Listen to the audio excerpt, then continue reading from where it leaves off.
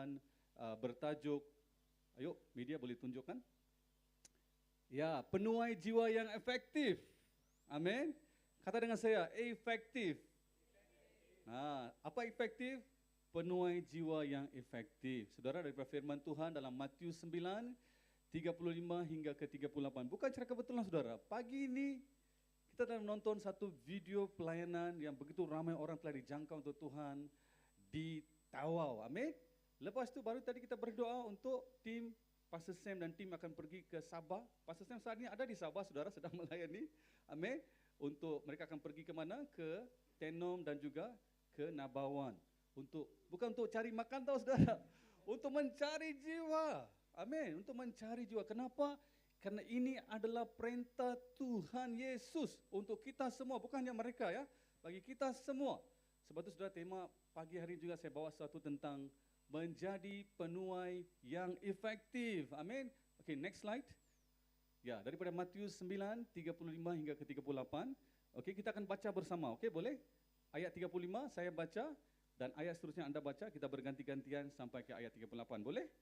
Saya mula dulu ya. Matius 9 ayat 35. Demikianlah Yesus berkeliling ke semua kota dan desa. Ia mengajar dalam rumah-rumah ibadah dan memberitakan Injil kerajaan sorga serta melenyapkan segala penyakit dan kelemahan. Jemaat 36.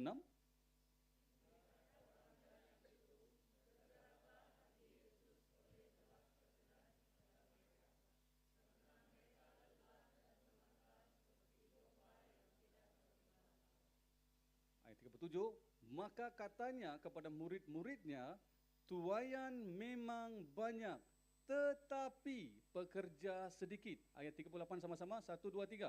Karena itu, mintalah kepada Tuhan yang empunya tuaian, supaya ia mengirimkan pekerja-pekerja untuk tuaian itu. Kita berdoa, Bapa, kami bersyukur untuk firman-Mu. Bapa, firman-Mu tidak pernah berubah dulu, sekarang, dan sampai selama-lamanya. Inilah pesan bagi kami, amanat agung-Mu Tuhan yang kami harus kerjakan di akhir zaman ini. Dan kami tidak sendirian Tuhan, tapi Engkau bersama dengan kami. Roh Kudus-Mu ada berserta dengan kami. Kami pasti boleh menjadi penuai jiwa yang efektif dalam tangan-Mu Tuhan. Pakailah kami dan pimpinlah kami Tuhan. Di dalam nama Yesus semua yang percaya sama-sama katakan, amin, amin. Saudara, ada seorang lelaki terjatuh dalam sebuah lubang yang dalam. Ya, agak dalam. Dan dia sedang mencari-cari apakah ada orang akan datang menolong dia untuk mengangkat dia dari lubang itu. Nah, orang pertama datang saudara adalah orang Christian Scientist. Dan dia beritahu pada orang yang dalam lubang itu, dia nampak di sana, kamu hanya berfikir kau ada dalam lubang. Dia kata begitu dan dia jalan saudara. Dia tidak tolong orang itu. Padahal orang yang dalam lubang itu dia pikir, oh ini saintis, bolehlah tolong aku. Tidak. Datang saudara lagi satu orang Farisi saudara. Dia datang tengok orang yang datang lubang itu. Kau memang patut jatuh dalam lubang itu karena kau orang jahat. Dan di jalan saudara. Orang-orang jahat yang harus jatuh dalam lubang. Dia jalan, dia tidak tolong. Orang Farisi ya, jalan sudah. Dan orang ketiga datang. Orang ketiga adalah orang yang optimis. Hanya mau ambil kesempatan saja. Kalau dia tidak ada kesempatan, dia tidak akan lain. Dia kata dengan orang itu dalam lubang, oh kau di lubang ya? Perkara yang lebih buruk akan terjadi atas kau. Dan di jalan juga saudara, tidak tolong. Datang pula orang yang pesimis, yang tidak ada semangat lah. Dia kata, oh kau di dalam lubang ya. Saya pun pernah jatuh dalam lubang. Ya, nikmatilah dalam lubang itu. Dia jalan. Dan saudara, akhirnya datanglah seorang anak Tuhan dari IBCC Summit. Haleluya. Saudara, dia tengok orang dalam lubang tu. Dah dalam lubang. Ayo, pegang tangan saya. Dia segera saudara angkat tangan orang itu dan angkat orang itu daripada lubang dan dia selamatkan orang itu. Berikan tepuk tangan. Haleluya. Saya doa dan harap jemaat IPCC adalah orang-orang seperti itu. Yang dalam keperluan tidak hanya lupa diri, tutup mata jalan seperti orang-orang yang lain, tapi tetap segera cepat, tak banyak cakap, langsung tolong dan bantu orang dalam lubang itu. Betul? Amin. Apa moral cerita ini saudara? Saudara, orang yang di lubang itu adalah jiwa-jiwa yang sesat, yang sedang dalam arah ke neraka. Anak Tuhan IPCC yang hulurkan tangan dan angkat dia adalah berita Injil yang kita harus sampaikan kepada jiwa-jiwa yang menuju ke neraka. Kita tidak boleh saudara tengok acuh tak acuh, suka tak suka, dan buat dono dengan jiwa-jiwa yang ada di luar sana yang bakal menuju ke neraka. Saudara tahu tak? Ada 2 tempat saja kita bakal pergi, betul? Satu adalah surga yang bagi kita yang kenal Yesus sebagai Tuhan dan Juru Selamat. Lagi satu tempat adalah neraka, tempat hukuman kekal di api bagi mereka yang tidak mengenal Dia sebagai Tuhan dan Juru Selamat secara pribadi. Jadi saudara, baru kita tadi baca firman Tuhan daripada Matius 9:35 hingga ke 38. Kenapa hari ini kita perlu menjadi penuai jiwa yang efektif? Ayat 35 sudah memberitahu. Next, kembali pada ayat 35. Karena 35. Demikianlah Yesus berkeliling ke semua kota dan desa, Ia mengajar dalam rumah-rumah ibadat dan apa? Memberitakan Injil kerajaan surga serta melenyapkan segala penyakit dan kelemahan. Saudara, Yesus bukan berjalan-jalan cari makan tau. Dia pergi ke kota, dia pergi ke desa. Hari ini banyak orang berjalan-jalan keliling kan? Holiday. Tak salah lah holiday. Boleh kita pergi. Saya juga suka pergi holiday. Tapi Tuhan Yesus bukan hanya begitu saja. Dia dulu mana ada flight, dulu mana ada kereta atau Grab dan sebagainya. Yesus hanya jalan kaki. Dia berjalan kaki di kota dan juga desa mencari dan memberitakan Injil kepada jiwa-jiwa saudara. Saudara, latar belakang Matius pasal 5 sampai ke 7, Yesus adalah Mesias. Allah yang penuh dengan otoritas dalam firman-Nya di atas bukit. Itulah namanya ada khotbah di atas bukit. Itu firman Tuhan yang luar biasa.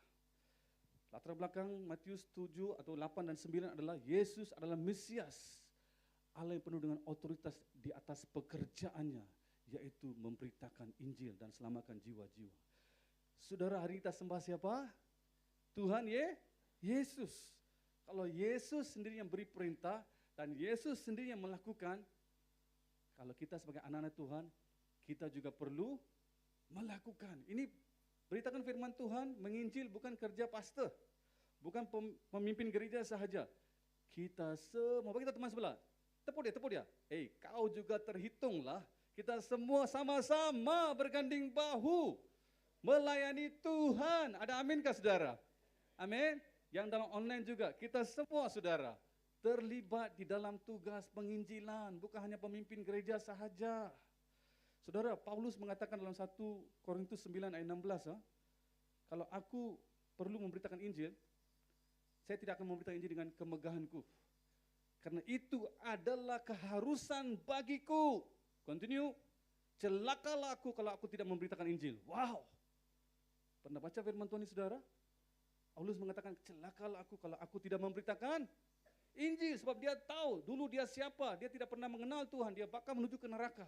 Tapi Tuhan selamatkan dia. Tuhan angkat dia menjadi hamba Tuhan yang luar biasa. Maka saudara tidak heran dalam Alkitab Perjanjian Baru, hampir lebih dari separuh, itu adalah tulisan Paulus yang diilhamkan oleh Roh Kudus tentang karya Tuhan, tentang keselamatan Tuhan yang luar biasa. Ada amin saudara? Saudara, kita perlu tahu, kita anak-anak Tuhan di muka bumi ini ada tanggung jawab yang perlu kita lakukan. Oke, poin saya yang pertama, next slide. Untuk kita menjadi penuai jiwa yang efektif di muka bumi ini, kita perlu melihat seperti Yesus melihat. Amin. Kita perlu melihat seperti Yesus melihat, saudara. Dalam ayat 35, dalam ayat 36 juga. Apa yang Yesus melihat? Apa yang Yesus melihat, saudara? Yesus melihat, next slide. Yesus tidak hanya melihat seorang pemabuk. Dia tidak melihat orang homoseksual, penagih dadah, orang gelendangan, orang miskin, orang sakit. Tidak. Yesus tidak melihat kemelaratan seseorang pribadi sahaja, titik, tidak di situ saja. Seperti banyak orang buat. Saya pun pernah buat dulu. Tapi dia melihat di dalam kekosongan mereka yang mereka hidup di dunia ini tanpa juru selamat. Itu yang Yesus lihat. Mereka perlukan juru selamat, mereka perlukan keselamatan. Yesus melihat seperti luar biasa sekali, saudara. Dia bukan nampak saja, nampak dengan lihat lain tahu saudara. Nampak dengan melihat lain tahu saudara. Nampak. Lihat, I see to your eyes. Saya lihat sampai dalam mata kamu. Yesus melihat sampai dia boleh tahu mereka yang melarat. Mereka melarat, saudara. Mereka terlantar seperti tidak ada gembala. Saudara pernah lihat jiwa-jiwa di luar sana seperti itu? Jarang kan? Karena kita tidak melihat seperti Yesus melihat. Yesus melihat dalam keperluan mereka, saudara. Yesus melihat dalam kesepian mereka. Apa yang kita perlu hari ini lihat? Jiwa-jiwa di luar sana. Kita perlu melihat kesukaran mereka. Atau kita hanya lihat kesenangan mereka. Oh, bila dia ada banyak uang, dia ada banyak berkat. Oh, enjoy makan durian bersama-sama. Haleluya, saya juga boleh ikut, saudara. Boleh. No problem. Oh, pergi holiday, tak cukup tempat, ada satu orang lagi kami perlukan. Boleh join? Oh, join. Kita ikut, ya. Dalam berkat. Apakah saudara dan saya pernah melihat dalam kesukaran mereka, kesepian mereka, kesakitan mereka?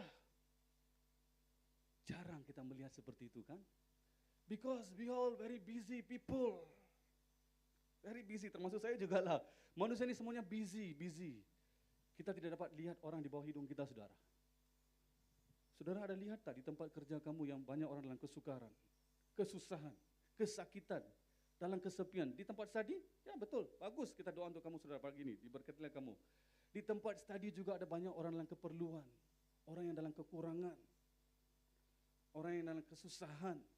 Ya, bagaimana di Bukit Mertajam, saudara? Saya percaya banyak kita tadi datang dari luar ke dalam gereja, kan? Pasti kamu dah lihat orang-orang di jalan sana, saudara. Mungkin selepas ibadah juga kita akan jalan, kita akan jumpa ada orang pengemis, ada orang gelendangan, saudara. Apakah kita melihat seperti Yesus melihat? Orang-orang ini dalam keperluan yang perlukan sesuatu untuk ditolong dan diberkati. Oh, kalau kita mau berkat, saya nomor 1 berdiri, saudara, kalau mau berkat. Semualah, termasuk kita semualah. Berkat saya nomor 1. Tapi beri berkat, kita mungkin di tangga yang ke 1100. I don't know. Saudara, bagaimana ini? Sebagai anak Tuhan, kita adalah terang dan garam Allah. Harus dilihat, harus dirasakan oleh orang. Ada amin, saudara? Ya, IPCC Summit. Kita tidak boleh hidup sembarangan saja. Kita kalau mau menjadi penuai jiwa yang efektif di akhir zaman ini, kita perlu melihat seperti Yesus melihat. Jangan melihat keadaan mereka, saudara, yang buruk, keadaan mereka yang melarat, tapi lihatlah mereka jadi seperti orang apa nanti selepas mereka kenal Yesus. Ada amin, saudara? Saudara, semua kita terhitunglah, termasuk saya. Dulu saya juga bukan orang yang percaya. Selepas saya kenal Tuhan, coba lihat hari ini saya seperti apa. Haleluya. Berikan kemuliaan bagi Tuhan, saudara, kita semua. All of you. Selepas kita menjadi orang benar, kita menjadi pribadi yang baru, kita adalah ciptaan baru. Orang yang luar biasa. Bagi teman sebelah, kamu sungguh cantik dan handsome pada pagi hari ini. Karena kau telah dipilih oleh Tuhan. Wah, luar biasa kamu. Sebab kita dipilih Tuhan, amin, diselamatkan, saudara. Ada amin, saudara? Ya, kalau saudara kita tak kenal Tuhan, kita juga melarat di luar sana seperti orang-orang yang belum diselamatkan. Karena kita telah dikasih, ada orang telah bersimpati dengan kita, memberitakan Injil dan berkati keluarga kita. Kita menjadi orang selamatkan. Kita diberkati. Tidak maukah saudara dan saya juga menjadi orang yang sama, melayani jiwa-jiwa yang sedang menanti dan menunggu di luar sana, saudara, yang perlukan keselamatan. Mereka lelah, terlantar, seperti tidak ada gembala, tidak ada pemimpin yang boleh menyelamatkan mereka. Next slide. Bagaimana, saudara, kita melihat jiwa-jiwa orang-orang Sabah, Sarawak, Indonesia, orang tempatan di sini, macam suku saya ini orang India, orang Cina dan sebagainya, ya, yang perlukan keselamatan. Apakah kita ada melihat mereka, saudara? Saudara tahu tak, ada banyak orang Sabah, Sarawak, Indonesia di kota BM, di Alma, di mana-mana. Banyak jiwa sedang menunggu dan menanti, saudara. Apalagi suku kami, suku Cina dan suku-suku yang lain, banyak sedang menanti dan menunggu. Apakah saudara saya melihat mereka seperti Yesus melihat? Nah, saudara, Yesus melihat dengan luar biasa, saudara, ya. Ini Matius 14, 13 hingga ke 21. Yesus memberi makan 5.000 orang. Wow. Saudara, kalau kamu pernah hadiri perkawinan, paling banyak pun 1.000 orang lah saya pernah hadir lah. 5.000 orang bagi makan itu perlu banyak orang, saudara. Oh, kamu kena kosongkan akaun kamu, sudah. Tak tahulah, tak cukup mungkin. Perlu ada pinjaman lagi. Yesus memberi 5.000 orang makan. Macam mana, saudara? Sekelip mata dibagi. Apa, Yesus ada bawa bank kah dengan dia? Tak ada. No. Saudara, ini cerita saudara, Yesus sudah penat tahu. Yesus sudah lelah karena dia setiap hari dia melayani dan dia melakukan banyak pekerjaan. Dan cerita di sini saudara, dia baru saja dapat berita bahwa sepupu dia, Yohanes Pembaptis, dipenggal kepala karena melayani Tuhan. Dia sedih. Yesus dalam kesedihan. Yesus menyingkir ke satu kota yang sepi dalam kawasan pedalaman. Kau tahu apa terjadi? Orang berbondong-bondong dalam jalan daratan datang mencari Yesus. Kenapa mereka mencari Yesus? Karena Yesus menyembuhkan. Yesus memberi makan. Yesus lepaskan orang kerasukan setan dan sebagainya. Banyak orang berbondong-bondong mencari. Yesus adalah Mesias, juru selamat. Banyak orang mencari dia. Tapi Yesus sendiri dalam kesepian, kesukaran, dalam tangisan. Namun begitu saudara, masa dia melihat orang ramai. Ini 5.000 orang hanya laki-laki ya. Kalau istri dia ikut, anak dia ikut, kau hitung sendirilah. Boleh jadi 15.000 sudah. Betul kan saudara? Mungkin 15.000. Yesus lihat banyak orang di situ. Dia tidak boleh diam diri. Dia kata pada murid-murid, berikan makan. Mereka di kawasan pedalaman saudara. Kawasan desa di dalam kawasan pedalaman, mana ada kedai? Mana ada GrabFood? Mana ada KFC? Mana ada McDonald? Tak ada lah. Mana ada nasi kandar saudara? Tak ada lah. Yesus kata, bagi makan. Tuhan, kami hanya ada 5 roti dan 2 ikan. Tuhan, ini saja. Cukupkah ini? Beri kepada saya. Tuhan berdoa, bersyukur dan dia menggandakan 5 roti menjadi 5.000 orang lebih boleh makan. Ayo berikan kemuliaan bagi Tuhan. Yesus melihat keperluan jiwa-jiwa dan dia melayani. Dia tidak tinggal diam saudara. Masa saudara saya juga melihat orang. Ada kepedulian kepada mereka. Kamu pergi melayani, saya percaya ada mukjizat Tuhan akan turun bagi kamu. Ada urapan Tuhan akan turun bagi kamu dan kamu boleh menjadi berkat untuk orang. Jangan takut. Jangan lihat apa yang kamu ada dan tidak ada. Kita ada Yesus, saudara, amin. Itu lebih dari cukup. Boleh kita menjadi penuai jiwa yang efektif. Lihatlah seperti Yesus melihat saudara. Jangan hanya lihat sembarangan saja. Dalam kesibukan kita seringkali lupa orang dalam keperluan tahu saudara. Di bawah hidung kita sendiri saudara, mungkin tepi kita. Mungkin ada orang tepi kamu dalam keperluan sekarang, yang duduk sebelah kursi kamu juga dalam keperluan. Mungkin kamu tidak tahu. Lihatlah dengan benar-benar saudara. Maka Tuhan akan tunjukkan. Mereka perlu diselamatkan. Amin. Bukan saja di dalam gereja, tapi di luar gereja kebanyakannya ya. Kita perlu melihat untuk menjadi penuai jiwa yang efektif. Kita perlu melihat seperti Yesus melihat. Next slide. Saudara, untuk menjadi penuai jiwa yang efektif di akhir zaman ini, kita perlu memiliki belas kasihan seperti Yesus. Harus ada belas kasihan. Saudara, kasihan itu lain tau. Belas kasihan itu lain tau saudara. Kata belas kasihan tertulis dalam firman Tuhan sebanyak 12 kali dalam Perjanjian Baru. 12 kali. Ada maksud Tuhan. Murid Yesus juga 12. 12 kali. Saudara, saya dan saudara mungkin sebentar nanti akan lihat orang yang sedang mengemis di jalan raya atau orang gelendangan, tidak ada rumah, tidak ada pakaian. Kita akan pergi kepada mereka. Kesian ledo, kesian. Oh, kesianlah. Tak ada orang yang tolong ya, tak ada makanan ya. Mungkin sampai itu saja. Lepas kita boleh makan, masuk McDonald, masuk ke KFC, kita boleh makan lagi KFC dengan kenyang. Atau kita tengok ada orang gelendangan di tepi jalan, tidak ada pakaian. Kita akan lihat, oh kesian. Kita boleh balik rumah, masih boleh menonton Netflix, masih boleh enjoy. Jangan rasa bersalah. Kalau itulah kita, perlu fikirkan sedikit. Kenapa kita begitu? Karena kita tidak punya belas kasihan seperti Yesus. Kita hanya kasihan saja. Kasihan hanya di atas permukaan kulit saja. Lepas itu fade off. Paham kan? Kasihan. Tapi milikilah belas kasihan. Apa itu belas kasihan? Saya terangkan. Next slide. Ya, melihat banyak orang itu tergeraklah hati Yesus. Tergeraklah hati Yesus. Tidak akan diam-diam. Tergeraklah hati Yesus oleh belas kasihan kepada mereka karena mereka lelah dan terlantar seperti domba yang tidak bergembala. Next slide. Next slide, oke. Ini dia, saudara, belas kasihan. Saudara, belas kasihan dalam bahasa Yunani dikatakan splexisumai, oke. Itulah kata-kata dia ya, dalam bahasa Yunani. Maksudnya ada pergerakan di dalaman hati kita, dalam perut kita sudah seperti itu ya, dalam perut kita sampai kita merasakan belas kasihan. Something like this. got butterfly in my stomach. Pernah saudara? I got a butterfly in my stomach. Ada rasa sesuatu di dalam stomach kan? Tiba-tiba kamu terkejut kan?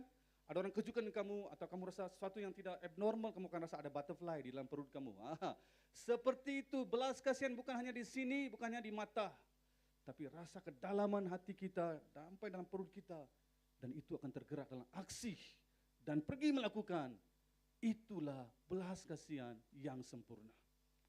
Itu yang Yesus lakukan kepada jiwa-jiwa yang lelah dan terlantar seperti tidak ada gembala. Saudara, Yesus kita Allah yang penuh dengan belas kasihan. Kalau dia tidak punya belas kasihan, hari ini kita mampu, orang bilang, orang Pinang bilang. Sebab dia punya begitu belas kasihan, dia sanggup selamatkan jiwa-jiwa termasuk saya dan saudara. Hari ini saudara dan saya boleh duduk di sini oleh karena ada satu orang yang telah melakukan belas kasihan kepada keluarga kita, kepada teman-teman kita, kepada semua. Sebab itu saudara dan saya boleh duduk di sini saudara, kita boleh selamat. Bukan hasil usaha kita. Kita selamat bukan karena kita punya Bible yang tebal saudara, atau kita datang dari keluarga yang berpangkat ke apa, tidak. Bukan karena kepandaian kita, kebolehan kita. Semua karena kasih karunia Tuhan, kemurahan Tuhan. Kita kenal dia, kita telah jadi selamat. Bukankah kita ada tanggung jawab untuk kembali memberkati jiwa-jiwa di luar sana yang boleh juga mengenal Kristus, yang adalah satu-satunya juru selamat dunia. Tugas yang paling utama bagi gereja dan juga yang tonton online, kita perlu ada belas kasihan. Melihat jiwa seperti Yesus melihat, dan punya belas kasihan, pergi dalam kepedulian kita kepada mereka, dan mengulurkan pertolongan, mengulurkan bantuan, melakukan segala sesuatu, sampai mereka boleh diberkati. Titik. That is complete belas kasihan yang telah kita tunjukkan. Saudara, bila kali terakhir kita rasa belas kasihan terhadap seseorang? Bila kali terakhir kita ada tangisi satu jiwa yang bakal masuk neraka? Bila? Pastor? Dulu. Saya tidak tahu. Kalau kamu ada sekarang, puji Tuhan. Saudara, ini belas kasihan tidak boleh dibuat-buat. Kamu dan saya harus minta daripada Roh Kudus. Minta Roh Kudus penuhi kita setiap hari dalam hidup kita, supaya kita memiliki hati seperti Yesus. Mata melihat seperti Yesus. Memiliki belas kasihan seperti Yesus. Saudara, for sure tahu, orang yang tak kenal Tuhan, mereka pasti masuk neraka. For sure. Tidak ada guessing game, tidak ada teka-teki tau. Walaupun bos kamu kah, kawan kamu kah, saudara kamu kah, berapa baik hati, lebih baik daripada kamu pun belum ada garanti dia boleh masuk surga kalau dia tidak kenal Yesus. Sorry, tak dapat. Di bawah kolong langit ini, tidak ada nama lain yang boleh memberikan keselamatan masuk surga selain nama Yesus. Amin. Saudara, kita perlu serius dalam hidup ini. Kita mungkin datang ke sini, saudara, ke Pinang untuk bekerja, untuk studi. Mungkin ada yang berumah tangga. Jangan hanya berhenti di situ. Kita ada panggilan yang luar biasa, yang mulia daripada Tuhan untuk menjadi saksi dia. Untuk menjadi penuai yang efektif di akhir zaman ini, saudara. Saudara, kita perlu sebab kita adalah anak-anak Tuhan. Amin. Kita ada identiti Yesus. Kita adalah anak-anak Tuhan. Kita sembah Yesus.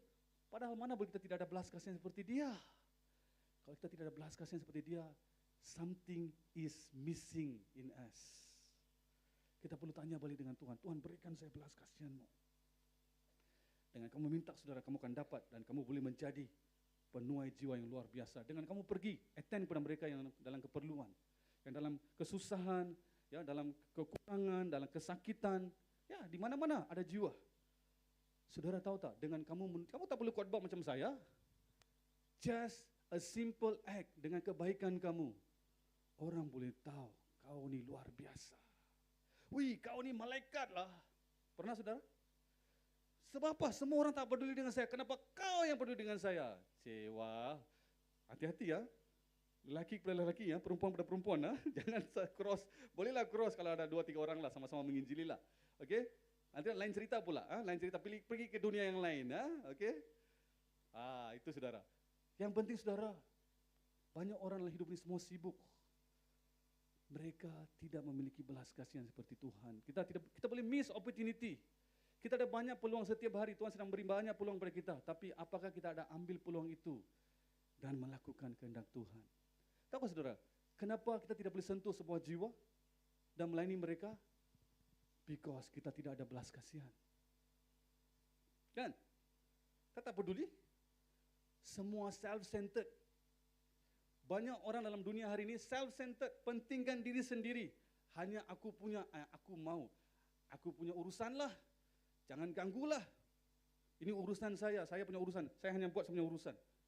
Kalau semua orang macam itu saudara, siapa yang bakal melayani jiwa-jiwa luar sana yang telah Tuhan perintahkan kita lakukan?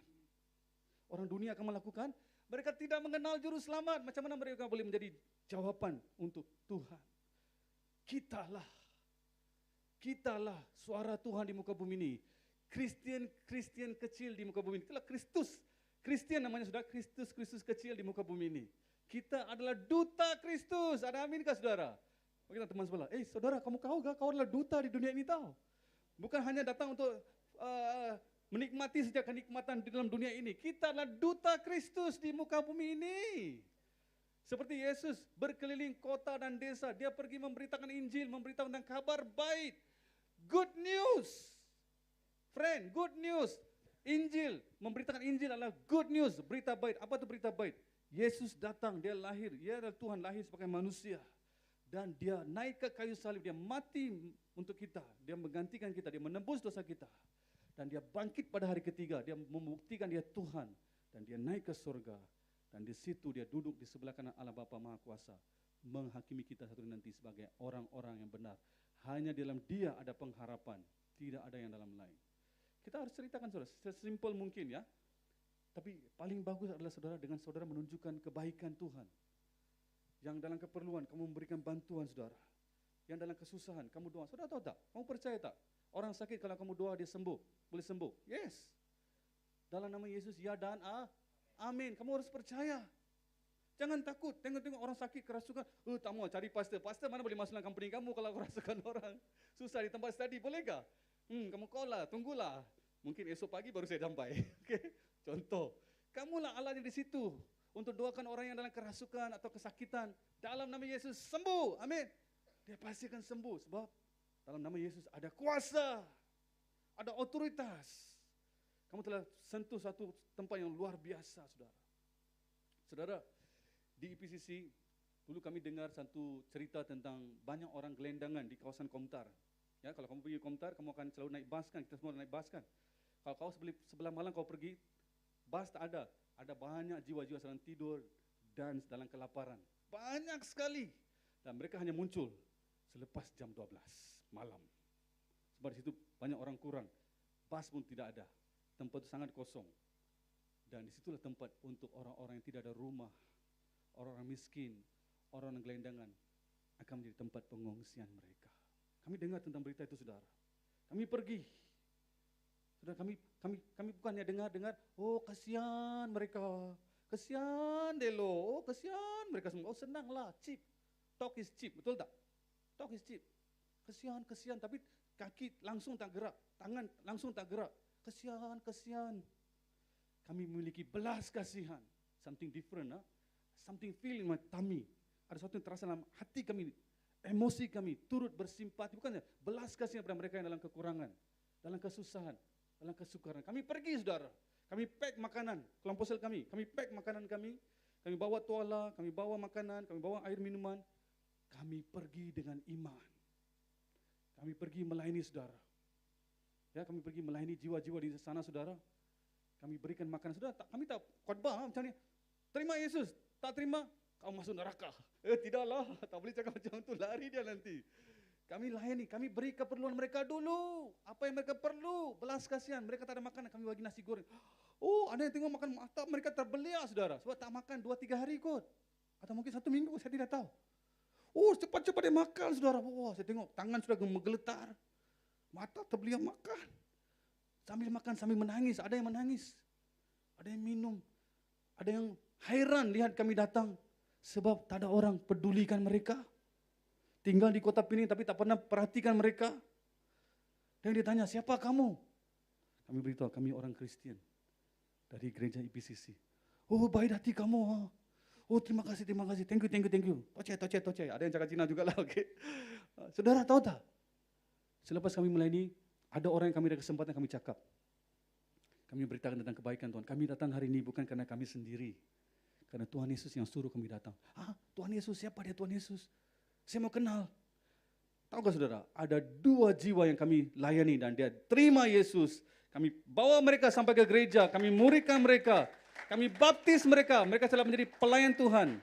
Hari ini mereka sudah pergi ke tempat yang lain. Saudara, kalau kami hanya dengar tentang keperluan mereka, kasihan dia. Adakah jiwa boleh diselamatkan? Adakah orang boleh datang kepada Tuhan? Kosong. Iman tanpa perbuatan adalah kosong. Jangan kita hanya beriman tapi tak ada dalam perbuatan. Kasihan tapi tak ada buat apa-apa. IPC Summit. Saya juga lihat ada banyak orang yang keperluan di Bukit Mertajam. Kita yang ada kelompok sel. Come on guys. Do something. Plan something. Go for Jesus. Jangan kita kumpul. Cukuplah kita kumpul. Now is the time to go. Ada amin kah? Ya, Tuhan kata pergi kan?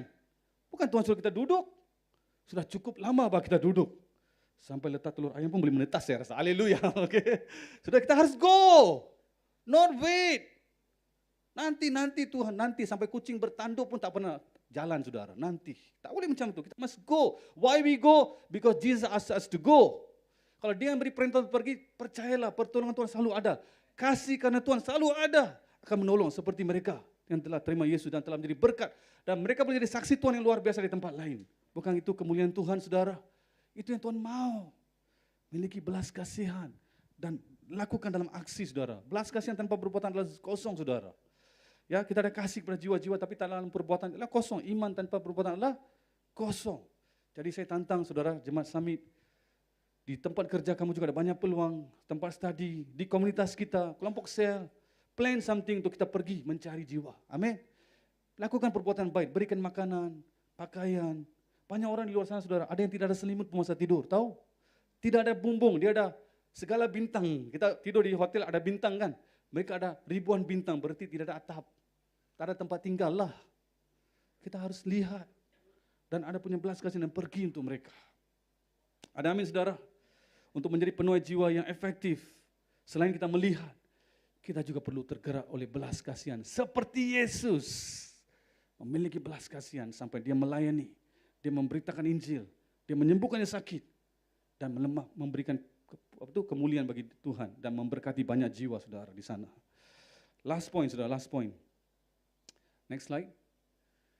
Untuk menjadi penuai jiwa yang efektif di akhir zaman ini saudara. Kita perlu jadi pekerjanya. Amin. Next slide. Apa? Ayat 37 dan 38 mengatakan, maka katanya, siapa? Yesus kepada murid-murid. Dia melihat banyak tuaian. Maka katanya kepada murid-muridnya, tuaian memang banyak. Tuaian itu jiwa-jiwa ya. Tuaian memang banyak, tetapi pekerja sedikit. Begitu teman sebelah. That is you and me. Pekerja sangat sedikit. Pekerja sangat sedikit, tapi tuaian sangat banyak. Jiwa sangat banyak. Ini adalah kebenaran.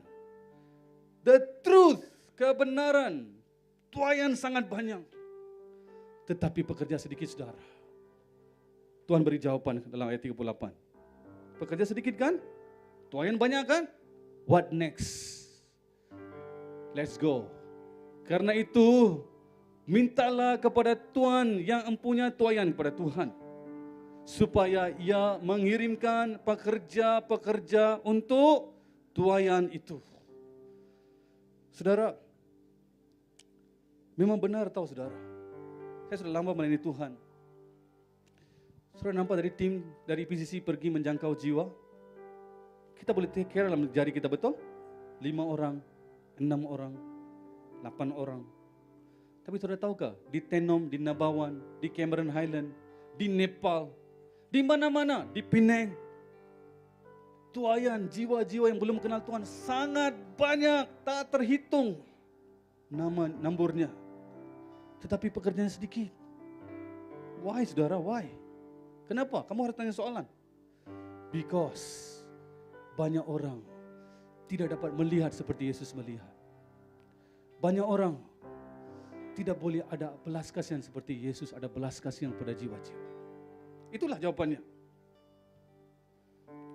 Saudara, selepas saya kenal Tuhan, kepada saya juga ada orang beritakan Injil. Saya jadi selamat, saya adalah orang bukti. Saya jadi selamat karena ada orang beritakan Injil. Di tempat kerja. Haleluya, semua anak muda, working adults. You have the job to do.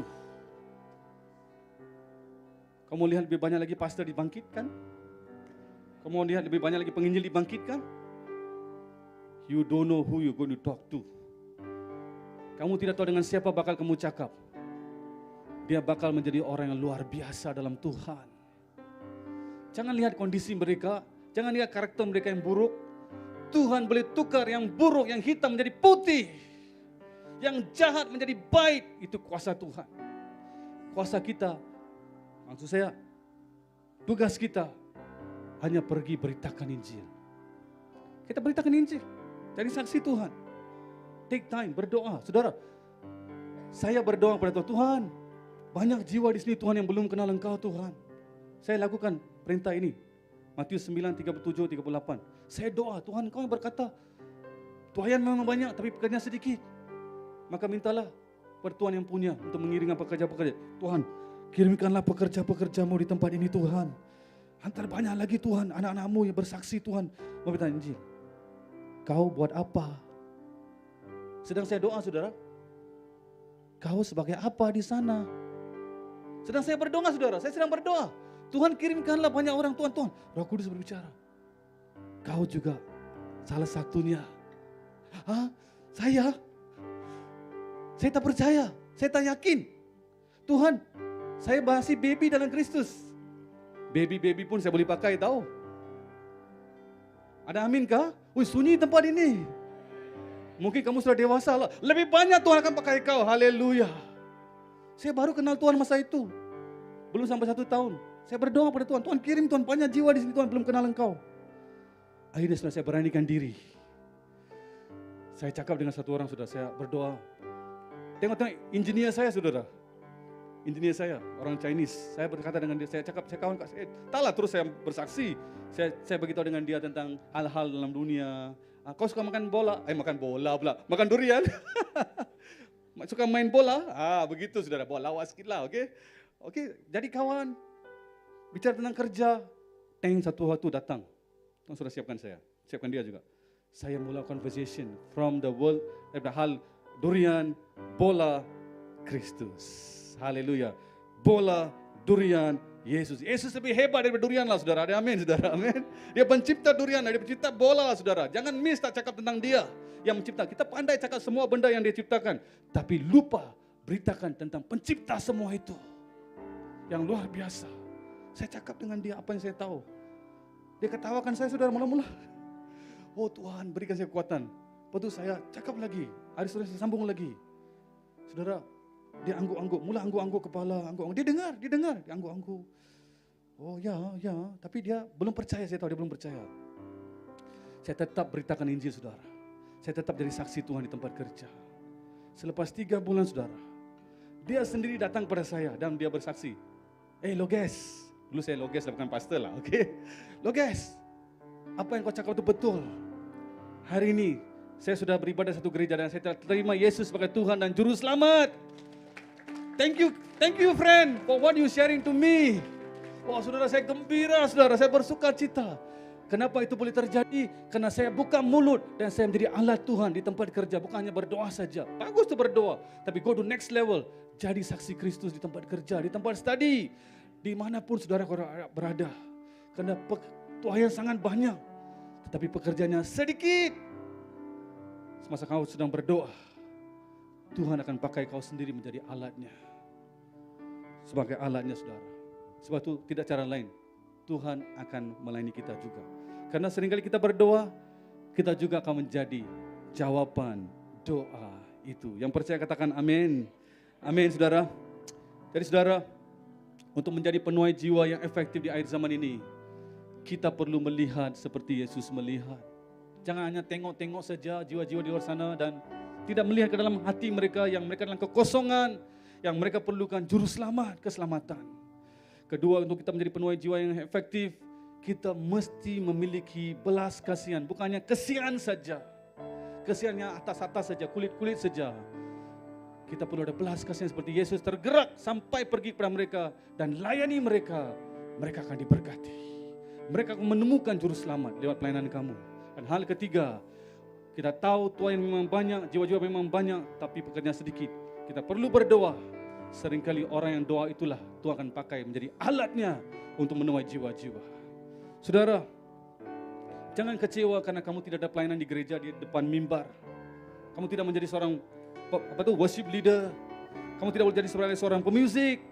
Kamu tidak dapat jadi sebagai seorang usher, media kah, soundman kah. It's okay.